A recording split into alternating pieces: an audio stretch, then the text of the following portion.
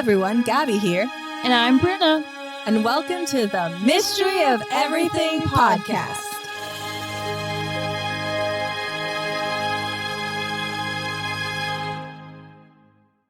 Welcome back to the Mystery of Everything podcast. Da, da, da, da. That's why you practiced that beforehand. So before we begin, just a reminder, we opened a Patreon where you can get ad-free episodes and bonus episodes. So if that's something you like, you can find the link in the description. So now on to the episode. Oh, also, before on to the episode, you can talk to me anytime you want on there, day or night. There on Patreon? Day or night, yeah. Yeah, sometimes I wake up and, before I go to bed, I'll see like a notification pop up and I wake up to go look at it and Brenna responded at like 3 a.m. We're just chit-chatting. Us and the patrons. Also, us and the meisters. I'm trying it out. What?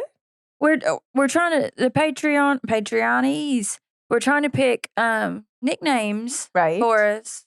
Because, you know, like Steve has the hose. Yes. Are we Moes? No. What about meisters and misters?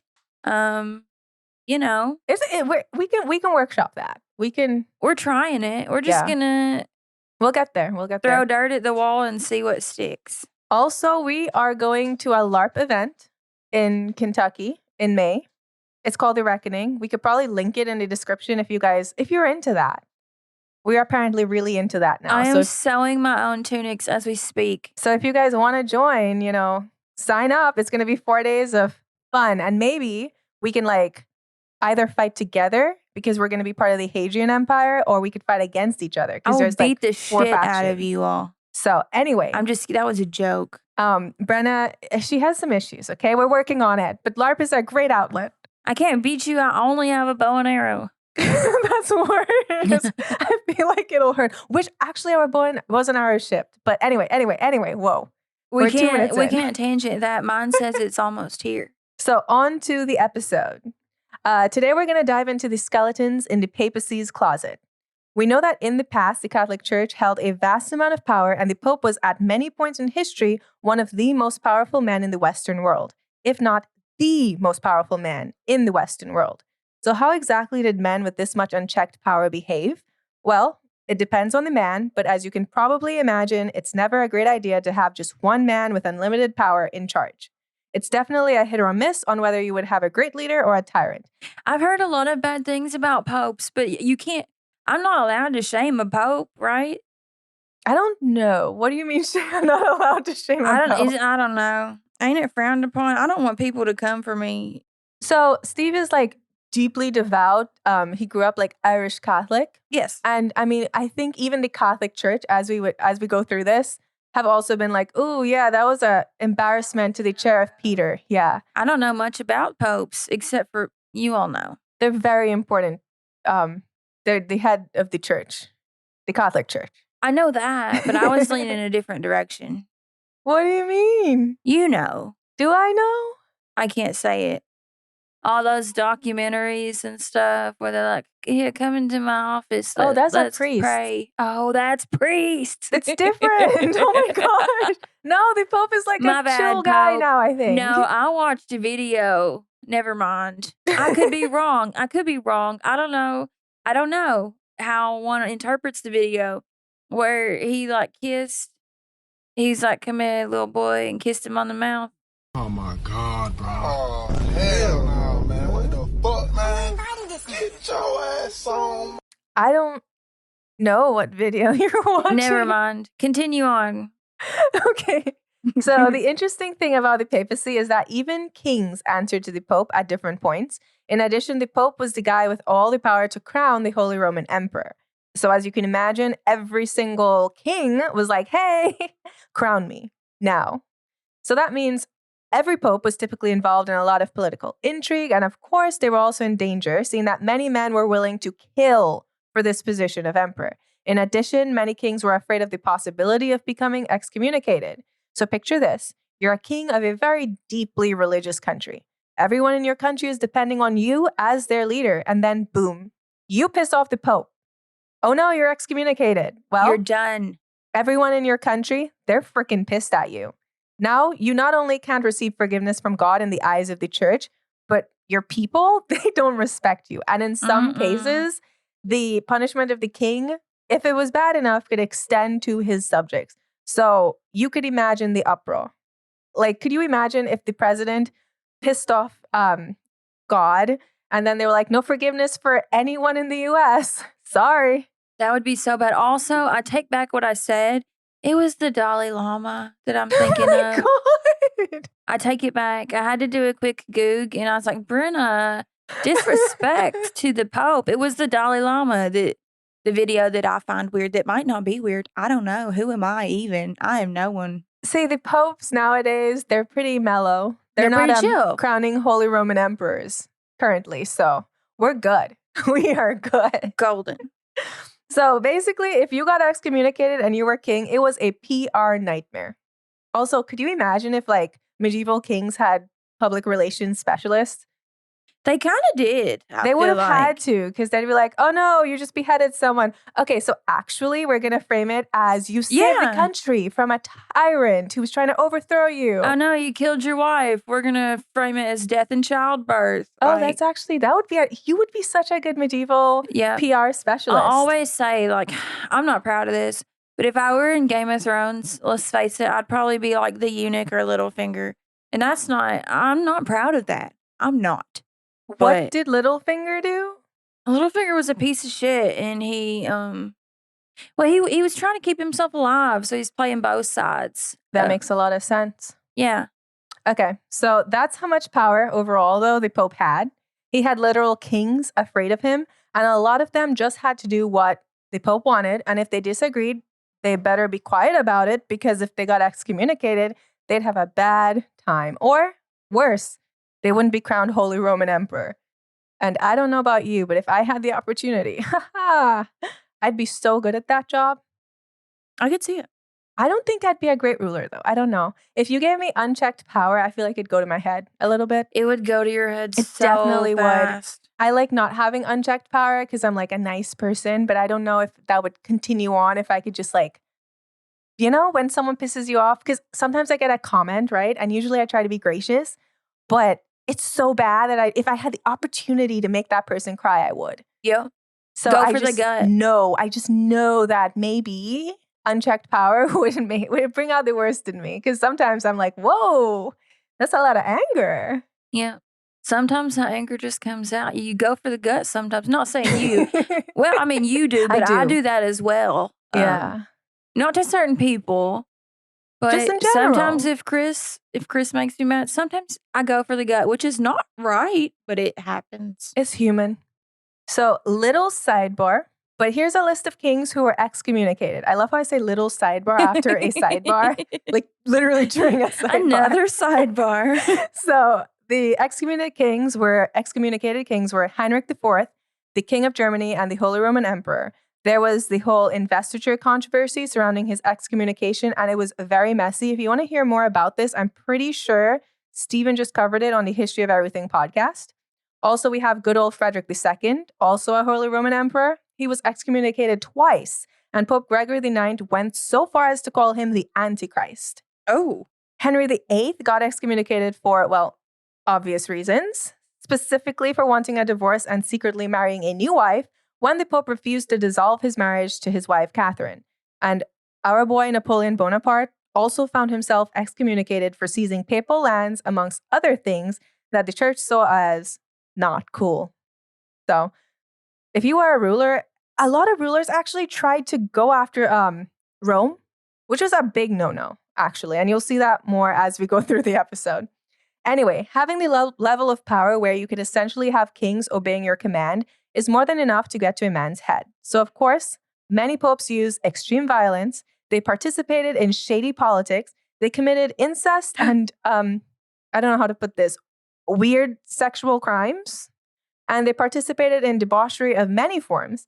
And a few of them had many, many, many, many prostitutes. Some would say some of these popes fucked bitches and got money. That doesn't sound very pope-like. For lack of a better word. Like a better way to put it. So I'm sure there's much better terminology. I mean, yeah. Much better. Better terminology, but where's the fun in that? How often can you say the Pope fucked bitches and got money? It's a once-in-a-lifetime opportunity. So, the first one on our list is Benedict the Ninth. Everybody shush! William Shatner has something to say. Cat and Jethro, box of oddities. What do you do when the woman you love dies? Well, of course you dig her up and you live with her. Aww. The show examines weird things. There are plenty of old photographs from this time period of children out in the streets playing in and among the dead horse carcasses. Oh, I miss those days. Things used to be so much simpler. Cat and Jethro. Then there's the urine wheel, which sounds like a really bad game show. Thing done weird things. Cat and Jethro, box of oddities. That is really mysterious. Join Cat and Jethro Gilligan Toth for the strange, the bizarre, the unexpected, as they lift the lid and cautiously peer inside the Box of Oddities. The Webby Award-winning Box of Oddities podcast from Airwave Media. So this is History Uncovered, and I'm Kalina. And I'm Austin. We are the co-hosts of the show. History Uncovered is a podcast presented by All That's Interesting, where we both are writers. We cover all sorts of topics: true crime, unsolved mysteries, history, folklore, the paranormal, you name it. We've been doing this now for more than 100 episodes, covering a wide range of topics, and probably something that's bound to be interesting for everyone out there. Absolutely. And in addition to our normal episodes, we also do a history happy hour about the recent news in the world of history and archaeology, which we cover daily on the site, as well as important historical anniversaries. We also have done some special series. We've done one on the Titanic, doing one on Jack the Ripper, done one about some famous UFO sightings. So if all of that sounds like something that might be interesting to you, and you like having a good time, learning new things, and maybe laughing or just groaning at some bad puns, check out History Uncovered everywhere you get your podcasts. To start off, we have Pope Benedict IX. He's seen as a rather big disgrace by the Catholic Church, with the Catholic Encyclopedia calling him a disgrace to the chair of Peter. He was Pope 3 separate times. He held the title from 1032 to 1044, and then from April to May of 1045, and from 1047 to 1048. What? Yeah, it was like a little bit choppy there, you know? Why? So it's complicated. So maybe they didn't have a good leave policy, and he really wanted some time off, which I feel that. Yeah. on a spiritual level. On a spiritual level. Get it? Oh my God. Ooh, you suck. Or, maybe he was like a really messy pope. I don't know. So Benedict IX was the last of the popes from the Tusculani family, which was a very powerful family, and he was the nephew of 2 prior popes. One would think, coming from a good family and having relatives that were the pope previously, would set you up to be pretty good at the job, but nope. To give him a little leeway, though, he did become pope rather young. He was possibly the youngest pope in history, and it is likely listed by some sources that he became pope when he was 12. Damn. So we don't 100% know that he was 12, because the historian who wrote most things about him was a monk by the name of Rodolphus Glaber, and he didn't necessarily like Benedict, understandably. So some of his writings have been found as very unreliable. Side note, Rodolphus, love that. I know, it reminds me of Rudolph the Red-Nosed Reindeer. No, I don't. No, I don't like the Rudolph vibes, but Rodolphus, he knows a thing or two because he's seen a thing or two. He literally has. We are farmers. Bum, ba-dum, bum, bum, bum, bum. Am I allowed to say that? I think so. Copyright? We're not sponsored. She's just happy. It's just a little, what are those things called? You remember them. It's like not little jollies. The little intro songs to commercials and shit. Jingles. Yep. Anyways, irrelevant. Back to the story. Okay, so Benedict was really young when he became pope, but what exactly did he do to earn him the disgraced title? Well, his entire tenure was very rocky. In 1036, Benedict was almost murdered by people who opposed his position, and he was forced to flee into exile. After he was reinstated by the German emperor, this is where things really took a turn. Benedict was accused of committing many terrible acts. He supposedly murdered, stole, raped, sodomized, and was even accused of bestiality and hosting orgies. As the Pope. Benedict, what the fuck? So, due to these acts, the people of Rome didn't approve of him at all. And in 1045, he lost his position. Obviously. Yeah, I was going to say, why did it take so long? So, whether this was due to being driven out of the city or falling to a rival political faction, we don't know for sure. All we know is that he was a terrible person, a terrible pope, and he was replaced by Pope Sylvester, who was the former bishop of Sabina. Unfortunately, Benedict IX was able to reclaim power in just 2 months, but this didn't last long because 2 months later, he abdicated. He just said, peace out. Like, this is one of the times where people said he stole the papacy, though, because his godfather, John Gratian, who became Pope Gregory VI, may have paid him off for the position. But other sources believe that he may have just not wanted to be Pope anymore. But there was also the whole thing where he wanted to marry his cousin. So that's another story. And he couldn't do that unless he resigned. So that may have been a reason also. It might have contributed. Cousinly love, it'll get you every time. Either way, he was done. You know, he had important cousins to see to. Okay, so he's done now, right? Like, there's no way he can come back and be Pope, obviously, right? Because he left twice. Obviously not. But it's so funny because at this point, the king, Henry III, said, enough is enough. Who the hell is the Pope? And he got Pope Gregory, Pope Benedict, and Pope Sylvester to try to figure out who was the actual man in charge of the church, because each of them had church members who supported them for the position, and King Henry really needed them to decide on an actual pope because one of them had to crown him as the Holy Roman Emperor. So they needed to figure that shit out. Because could you imagine you got crowned Holy Roman Emperor by one guy, and then they're like, well, actually, he wasn't the real pope, so you're not the real Holy Roman Emperor. That would ruin everything. That would literally, I would be pissed, and I'm not even up for the crown. So he just decided, fuck it, I'm getting someone else. However, the first guy he chose turned him down. Could you imagine turning the king down? Like, I don't actually want to be Pope. It sounds terrible. Ugh. I don't blame him, though. I don't think I would want to be Pope either. Not under these conditions, no. So the Bishop of Bamberg, he ended up becoming Pope Clement II on December 25th, 1046, a Christmas Pope. Unfortunately, he didn't last very long because he died in November of 1047. Wow, that was like a year, bro. Oh, no. That's less than a year. Yeah. And since Benedict's cousin ended up turning down his marriage offer, he was free to be the Pope, so he came right on back and took power. Oh, my gosh. I somehow knew that was going to happen. But this didn't last long, though, because Henry III drove him away and installed a different Pope. Henry was like, listen, homie, fuck you, get out. And I get it. He sodomized people. Bestiality was thrown out. He sounds Orgies? like a piece of shit. I mean, you can't have that. So even though the new Pope, Pope Damascus II, died shortly after, Benedict didn't become Pope for the 4th time. In fact, we don't really even know what happened at the end of his life, but his time as Pope had a very distinctly negative effect on Catholicism. But he sounds like the worst Pope ever. It was a train ride, though. I mean, you have to admit that there was like intrigue, there was comedy, there was chaos, there was extreme violence and sexual themes. Are there any shows about him?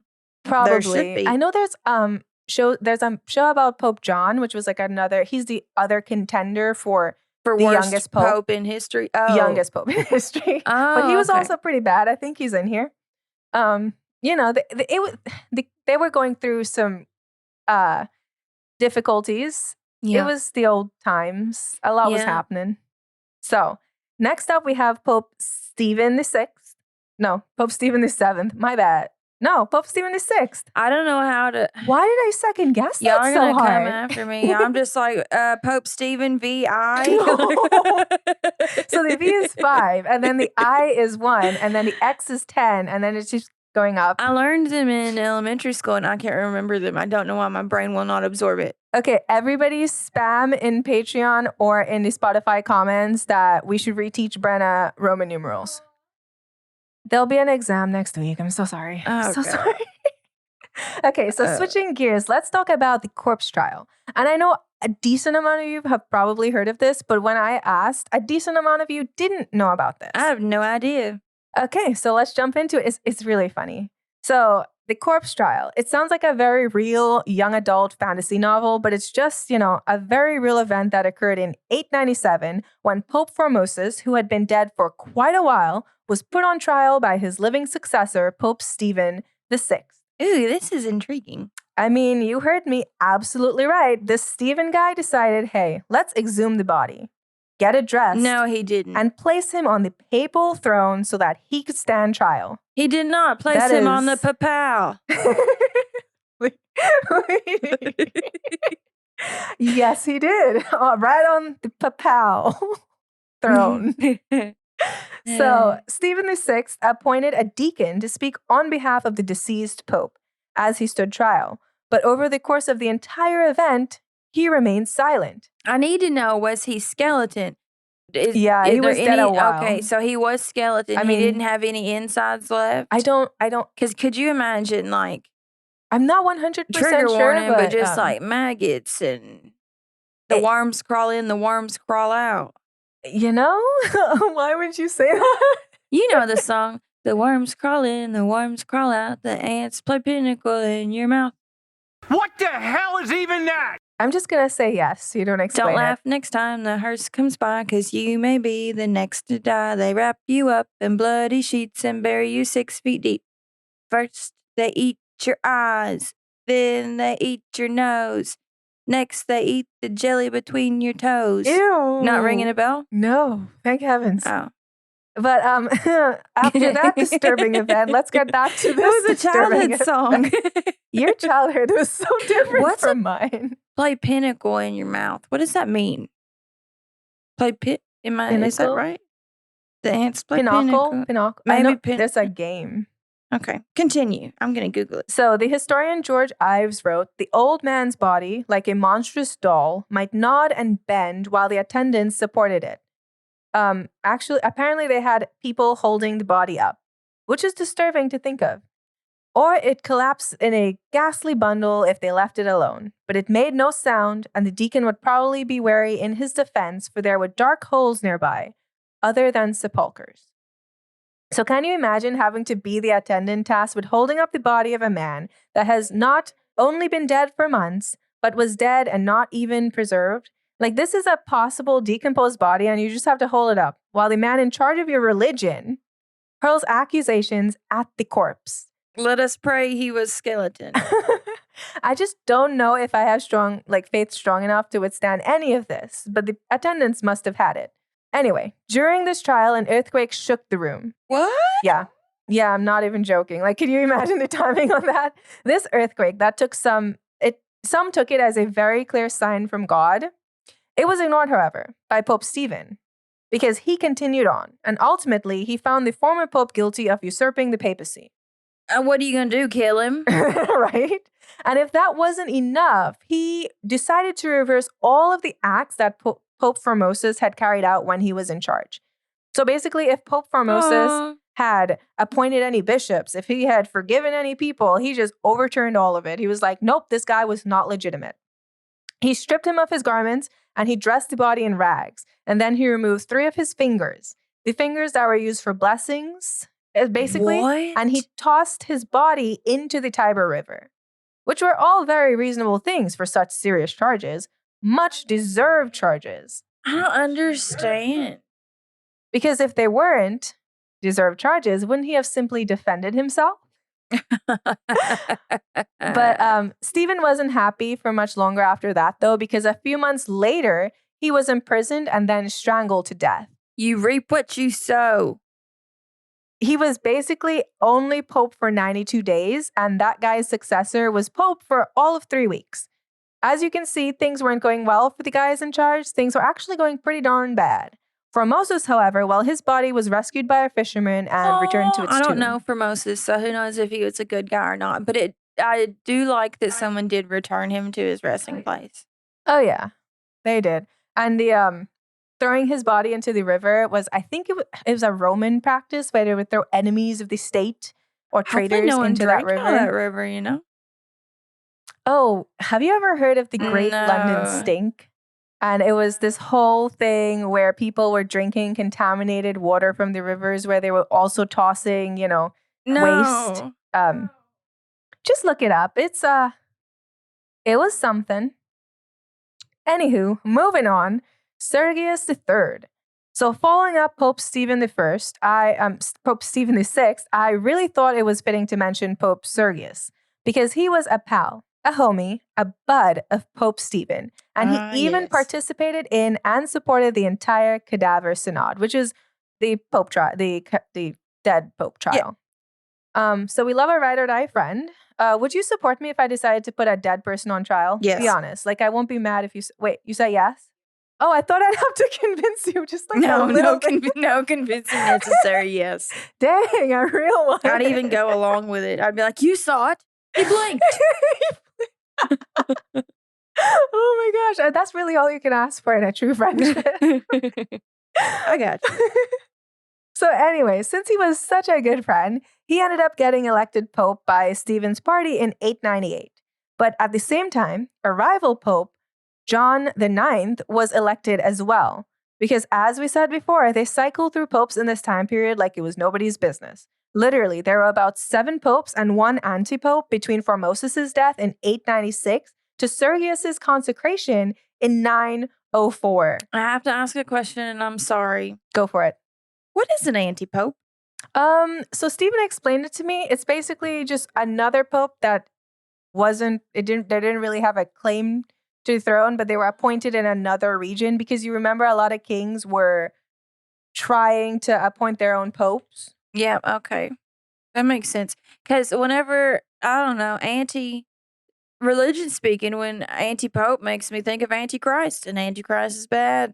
Well, this one is just... Is anti-pope bad? The pope who was elected in opposition of the one that was like canonically chosen, basically. Okay. So let's say 2 people are running for president. It's the opposite of the one that was, okay. So like if Biden was president and then they were like, no, actually Trump is president and he just established himself in Texas or something. Okay. And then which would actually be so funny. The anti-president. Sounds like an evil superhero or something. The anti-president. Oh gosh, because that's not possible. Yeah, no, that's not possible. It'd be illegal, right? Yeah, it'd be illegal. A lot of illegal things happen in the United States. I know, but that would be terrible. Could you imagine? Done by our government. 2 presidents? Whew, girl. Oh God. It'll be anarchy. No, literally. Literally. And you'd have to pick sides, because people are going to be like, you can't one not pick president sides. And one anti-president. Not my president, anti-president. I'm sorry. I got jokes. Oh my God. I lost my place. Oh, I found it. Okay. So Sergius, he actually failed at seizing power in Rome, and he ended up getting expelled by his opponents. The antipope at this time was Christopher. So for all those who don't know, here it is. The antipope is a pope that was set up by an emperor or king to be their own pope because they want to bypass certain religious rulings, and they will have a pope that is loyal to them and their specific one. A pope that's staging a coup. Yeah. So this antipope drove Pope Leo V out of Rome in 903. So in 904, Sergius was able to utilize some military help in order to depose this antipope. He then allegedly had both Christopher and Leo strangled. Could you imagine having this many people who are like, I'm Pope? I would be so stressed. I wouldn't even want that job. And then I'd be like, popes too in messy. power are like, you know what? God wants you strangled. Oh my gosh. Okay. That is not fair. I didn't even think of that angle. All right. Like, if there were like 3 people fighting over a job, I'd be like, I don't need this job that bad. Like, I don't need to be strangled over this job. But anyway, everyone in this era was just doing the most. If you had an enemy, you had to get rid of them completely. He declared all of his rivals anti-popes, and he even held a synod that affirmed the previous Cadaver Synod by once again validating all of Formosus' ordinations. He was also said to have been the lover of one of his allies' daughters and fathered a son with her. And ultimately, he was chaotic and didn't have the best of friends. But I would honestly rate him a 5 of 10 on the worst pope list. Like, he wasn't that bad. Like, yeah, some shady shit, killed 2 people, but like... But did he put a dead body on trial? Did he have orgies? Did he bestiality and sodomize? I think... Did he? he was pretty decent for the time. He was pretty chill in comparison to what we have discussed. Okay, so next up we have John the 12th. So this guy is one of the contenders for youngest pope ever. And he was a guy, that's for sure. He became pope in 955 when he was about 18 years of age, which makes a lot of sense as to why he was called the party pope, because that's what 18-year-olds do best. Okay. I mean, in college anyway. He was born to Albrecht II of Spoleto, who was the self-proclaimed Prince of Rome. All of these self-proclamations. I know. It's like stressing me out. How do you self-proclaim yourself to be the prince of anywhere? If this is a thing, I'm going to start now. Okay, what are you queen of? Don't settle for princess. You got to go for like queen. No. I'm not going to say what I was about to say. Oh. Continue on. So the details surrounding John the 12th, who was born Octavian, are murky. It is Octavian. Yeah. I like that. Or So, do I? I guess a lot of them idealize Rome, which makes a lot of sense. They were Makes closer sense. to it. I have a lot of, in my families, we got a lot of Roosevelts. Like Teddy? I don't know. We have a lot of Roosevelts. I like it. Maybe, was Teddy Roosevelt super rich? No, that was the Who is it? other And family. Hold on. But he was president, so love that. But do you want me to wait or do you want to continue? No, you continue on Google. Okay. So it is said that he could either be the product of a relationship between his father and a concubine, or worse, between an incestuous relationship of his father and mother, who may have been siblings or something like that. It's messy. Or cousins. It's messy. All in all, not off to a great start. However, his father was able to secure John's spot as pope before he passed away. Albrecht's brother had been Pope John the 11th before Albrecht had imprisoned his own brother. I love that. They seem like such a close-knit, happy family. This made Albrecht think, hey, what if we just took all the power in the city for ourselves and I got Octavian a position as pope? And before he died, he made the Roman nobles swear to give the papacy to his son, who was also the Prince of Rome.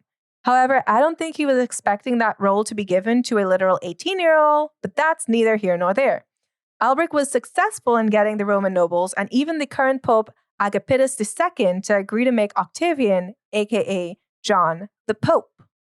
Interesting tidbit, agreements for the succession of the Pope couldn't be made while there was a Pope currently in office, like it breaks rules, but Pope Agapitus couldn't really argue because he himself was really sick, and when the Pope passed away, Octavian took his spot and changed his name to John the 12th. So what did he even do to be a terrible Pope?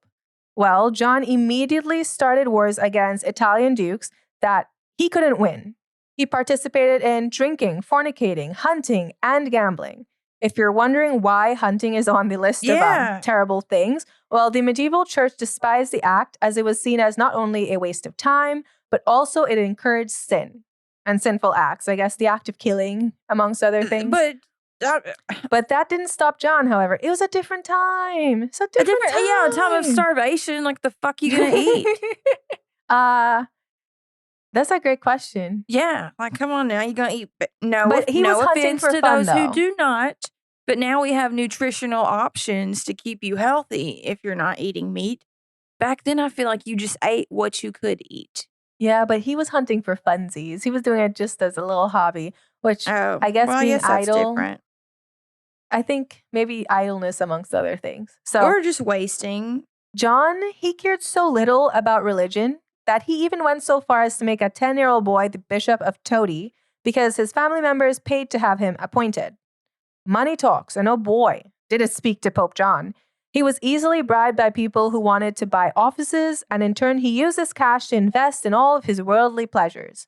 And if we thought granting a 10-year-old a bishopric showed disrespect to the church, well, he once ordained a deacon in his stable of horses, which absolutely removed the whole point of sacred spaces such as churches.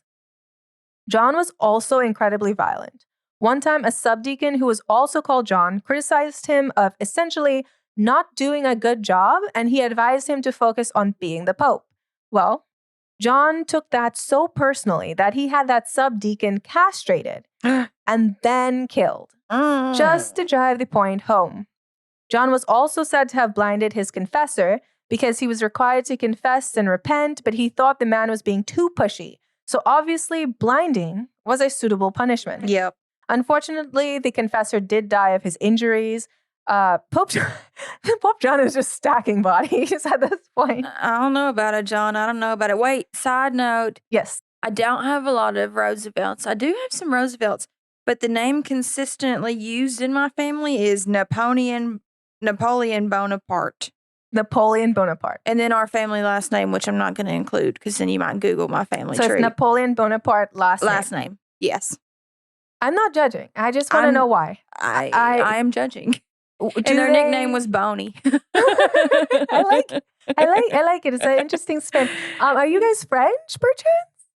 No, we're European. Yeah. France is in Euro. So that's good. The family member I'm looking at right now was born in the 1800s with my Napoleon Bonaparte. Boney. I love that they did that name. Maybe you could continue the tradition. I'm not gonna. Why are you a fun hater right I'm not going to. There are multiple of them, but I want no part in that. I'm not gonna name my kid Boney. Sorry. Oh my gosh, I love that. Okay, where was I? Oh, right. So if all of this wasn't bad enough, remember how he may have been born of an incestuous relationship? Well, he may have also followed in those footsteps. No. As he boned, again, for a lack of better words, his nieces and even his own sisters. Maybe I was going to make a joke and then you said his nieces and I was like, no jokes. Allegedly, though. Allegedly. Remember this guy, people didn't like him. So what a piece of shit. I don't know if, but yeah, allegedly he did in fact have relations with his nieces and his own sisters. The thing to keep in mind is this was part of a list of crimes that was compiled by his enemies. So we probably shouldn't accept this fully as it may be true, untrue, or greatly exaggerated. So with all of this guy's vices, the excessive gambling, drinking, and fornicating, the Vatican palace more closely resembled a brothel than a holy palace. He used the palace to house concubines and prostitutes, and while all of this was going on, Rome was falling to ruins. He was using money from the treasury to fuel his lifestyle, and this money was supposed to be spent on upkeep of the church, the buildings, the city. But nope, it was prostitutes. And as if he didn't have enough concubines and prostitutes, John was also accused of raping women who came to pray at St. Peter's, allegedly. He would lurk behind pillars and force himself on people, which led to decreased patronage and therefore a lack of funds. Yeah. Could you imagine the literal leader of your religion? Whew. In addition, because of these actions, he scared off wealthy people that would make pilgrimages to Rome as they were wary of his behavior. And if his insatiable sexual appetite is not large enough, John also at one point paid a widow for sex by giving her control of several Italian cities. What?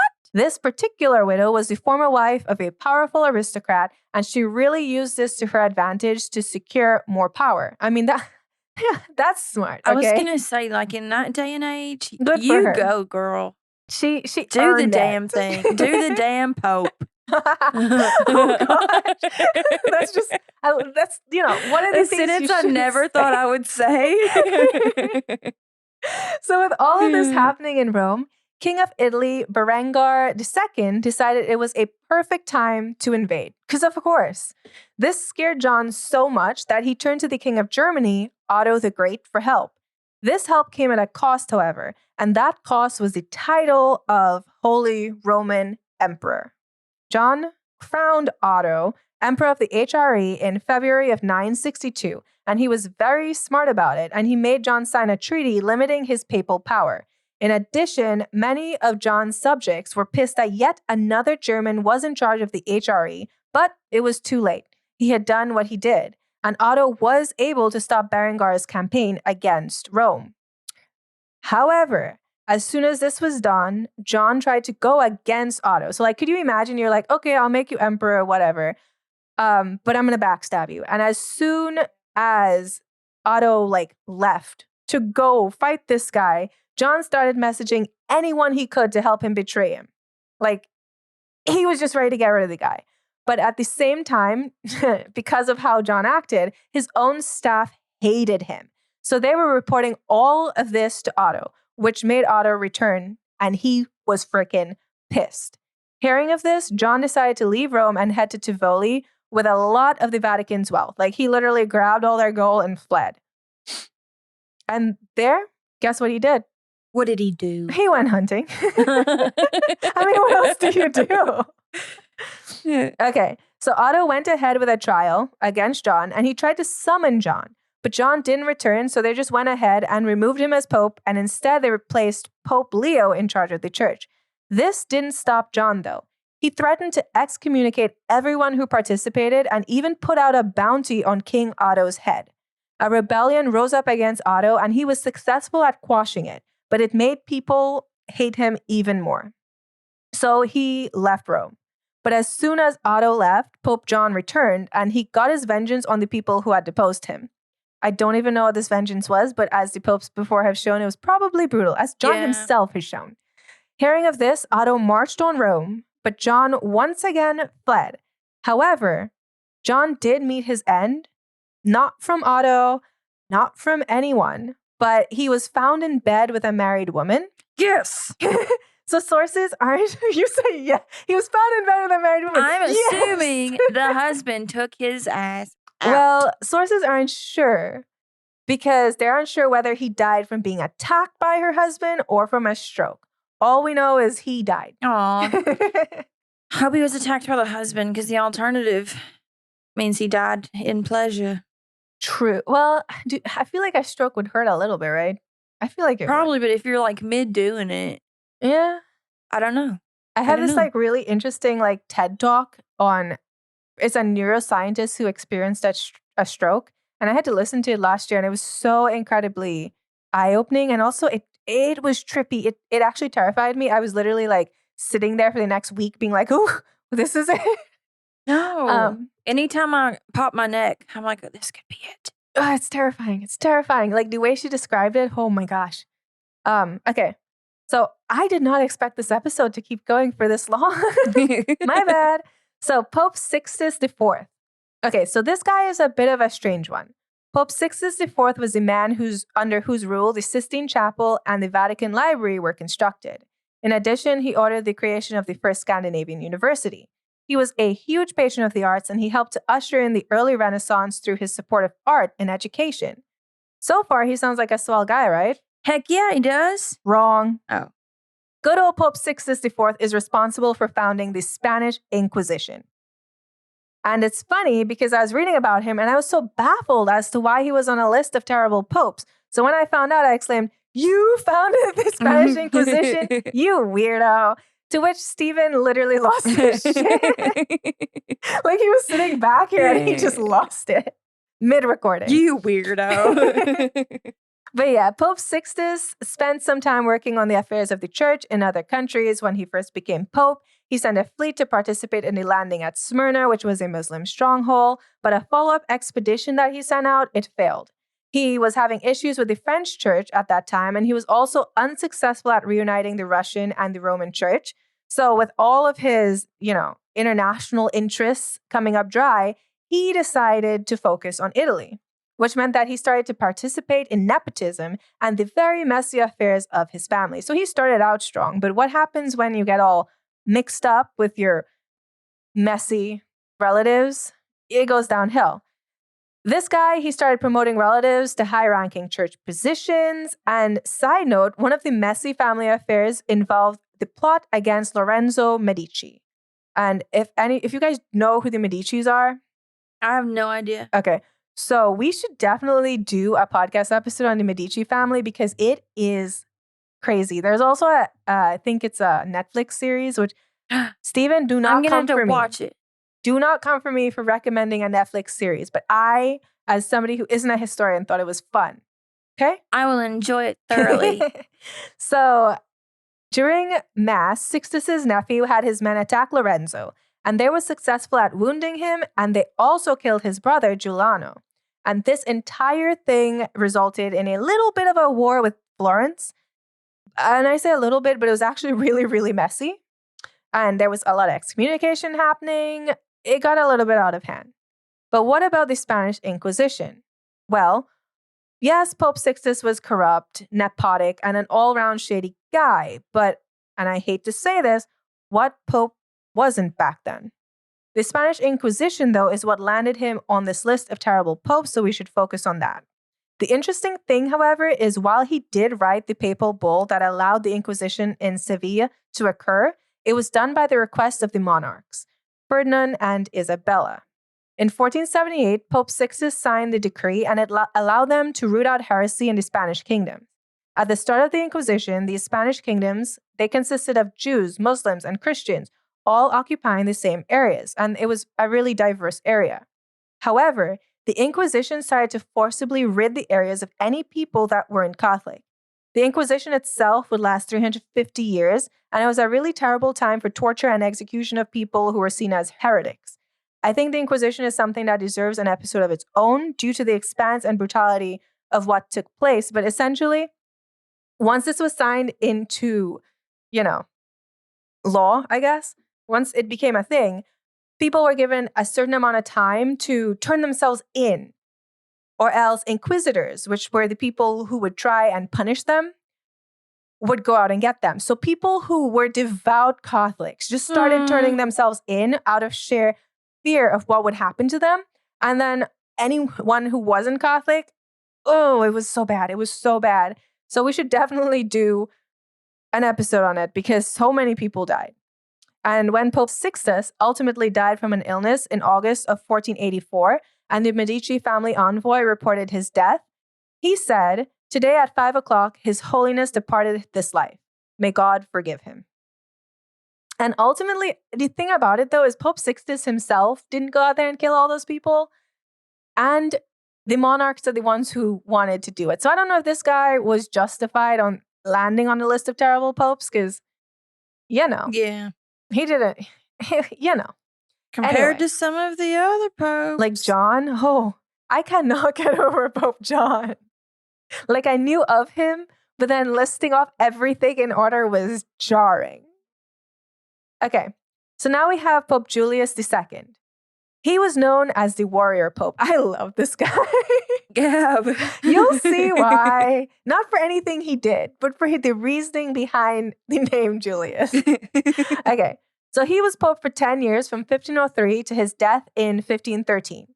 He was also a huge patron of the arts. He commissioned the building of St. Peter's Basilica, the rebuilding of St. Peter's Basilica, and the decoration of the Sistine Chapel by Michelangelo. Oh. He was born Giuliano della Rovere, and his uncle was Pope Sixtus IV. And he played a huge part in his education. So basically, della Rovere was brought up by Pope Sixtus, which I don't know if that's a good thing. I was going to say, is that the Pope Sixtus is the last guy we talked about, yes? Yeah, but what can you do? It's not his fault. There was nepotism involved.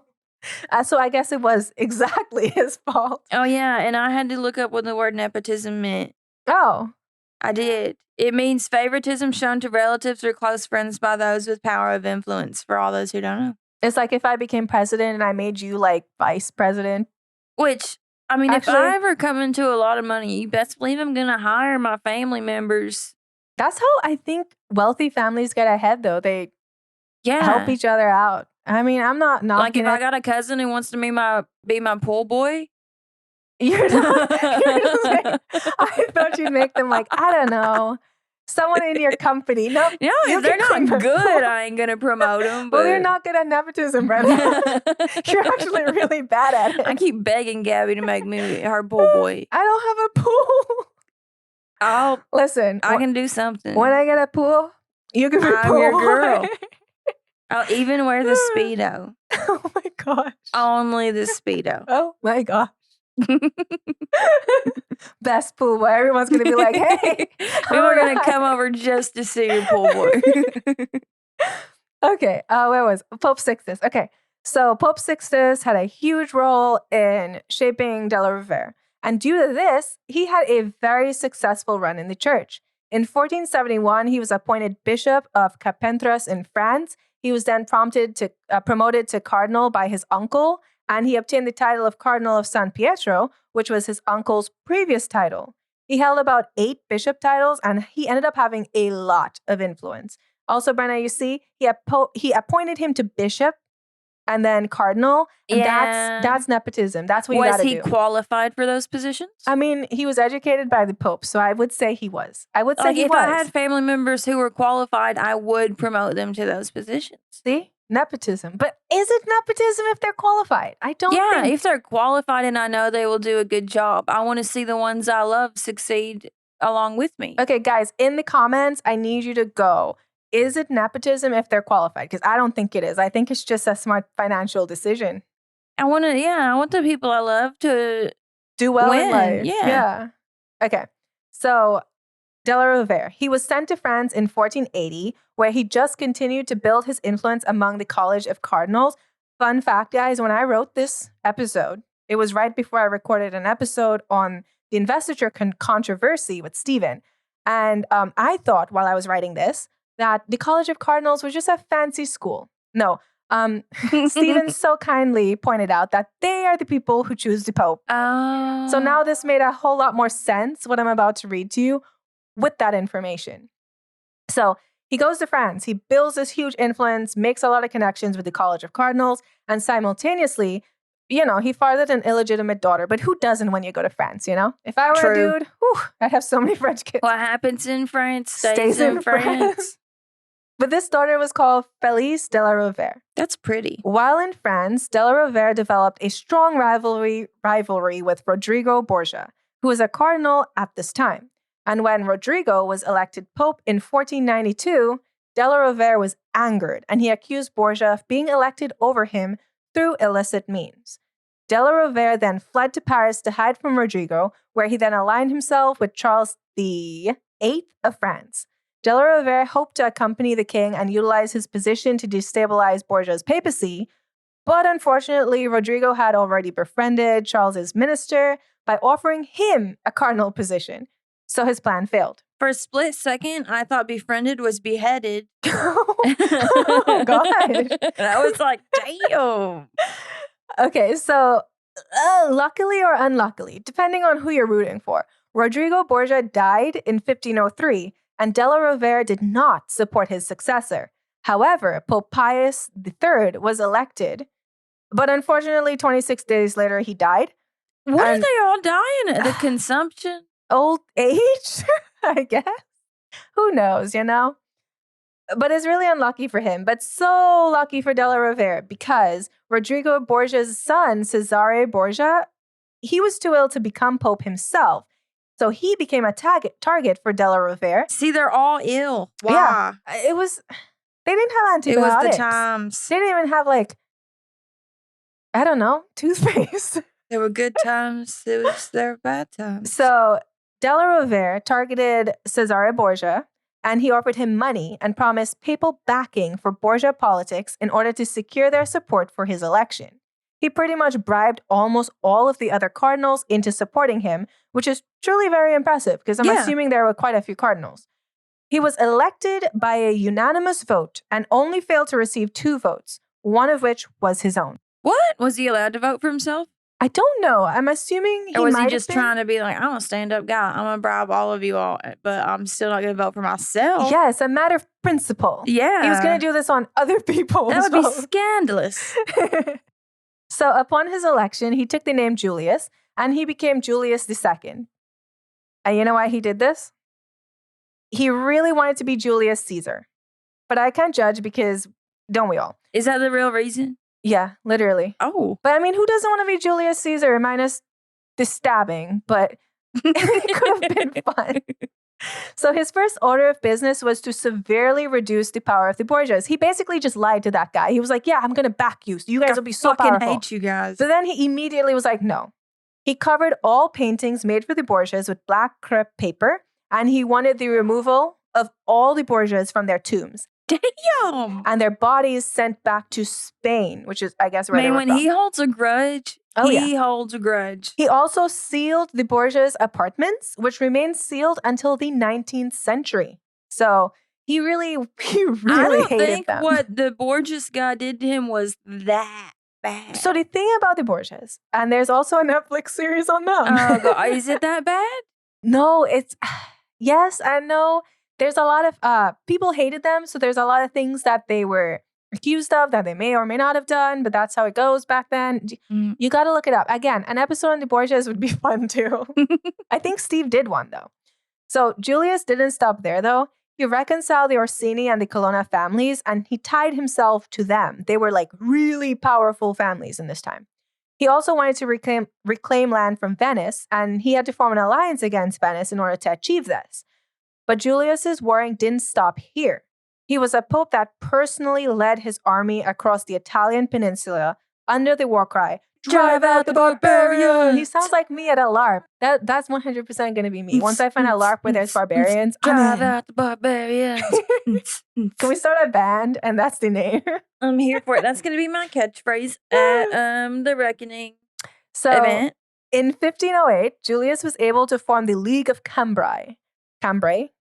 I feel like Cambrai. With Louis XII, the King of France, Maximilian I, Holy Roman Emperor, and Ferdinand II, King of Aragon.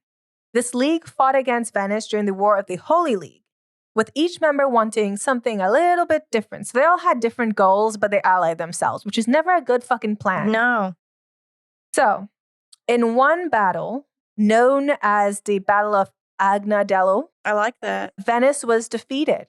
But of course, since they all wanted something different, the other members of the league wanted more than what the Pope wanted. So they decided to continue on with their campaign, which of course led Julius to ally himself with his former enemies, literally Venice, against his former allies, the League of Cambrai, in order to defend himself, which duh.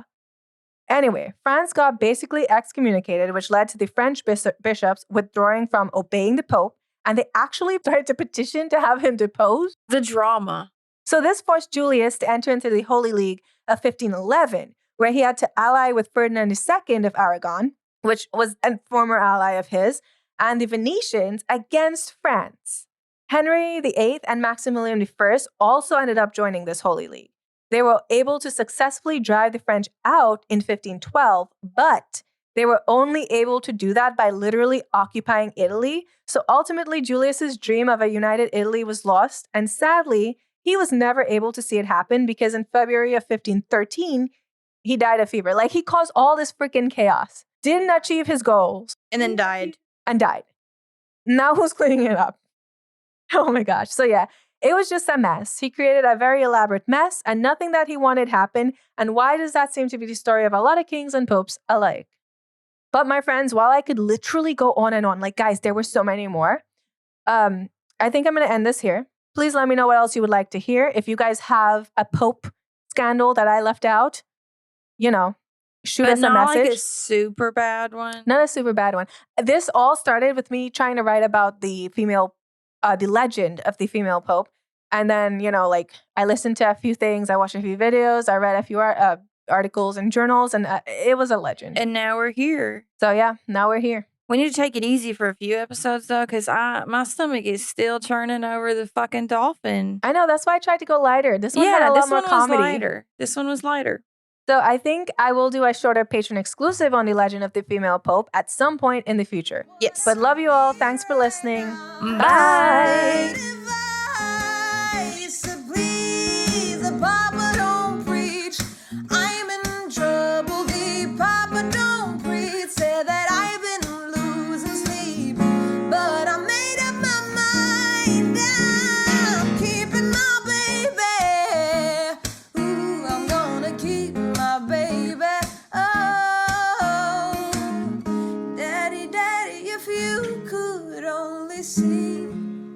Just how good that he's been treating me. You'd give your blessing right now, 'cause we are in love. I said we're